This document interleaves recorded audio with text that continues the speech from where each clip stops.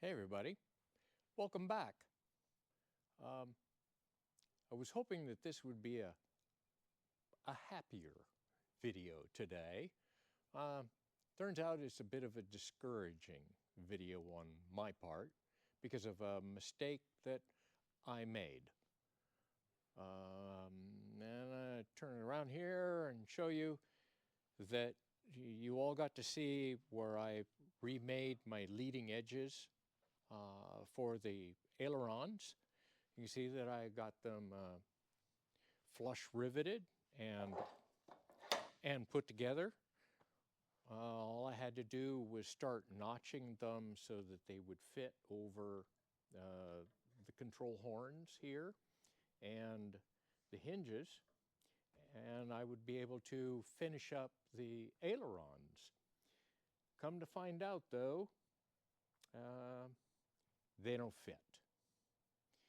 My mistake, because I didn't measure, and I have stressed measure, measure, measure all the time. I copied, I didn't measure.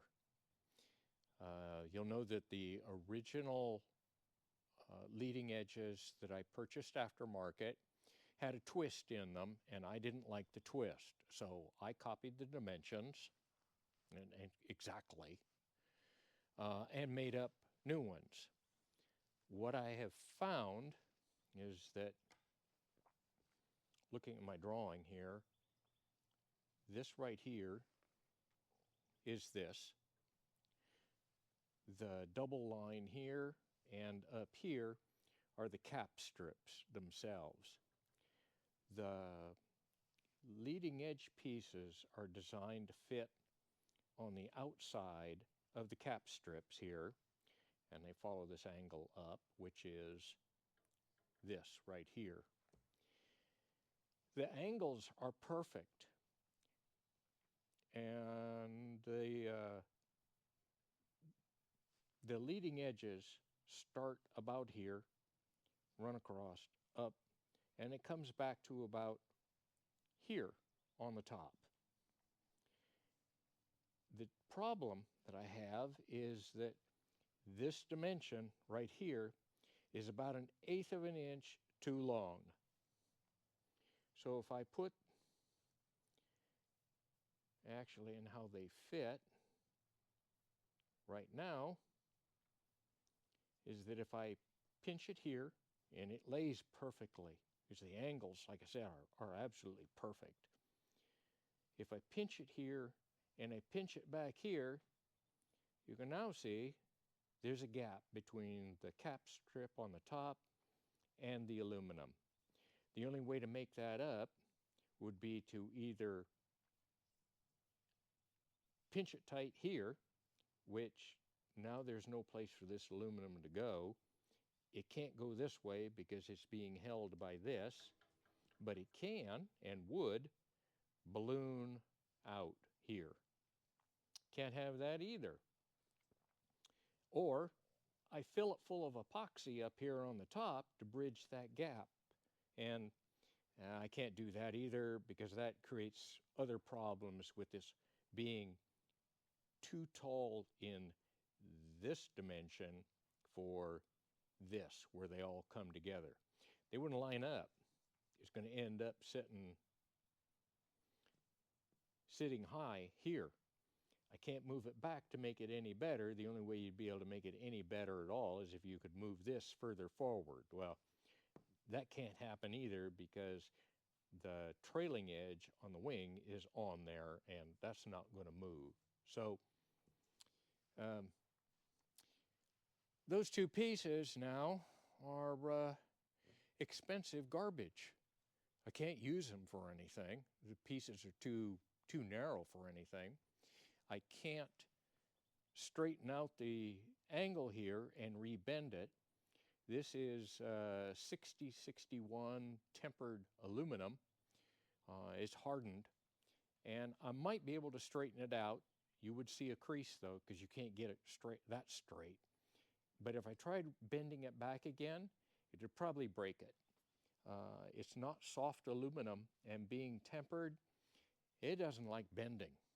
And if you get too aggressive with it, it'll just break off. And can't have that either.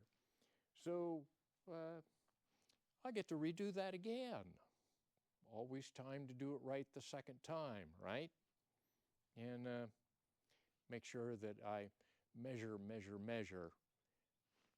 every single time.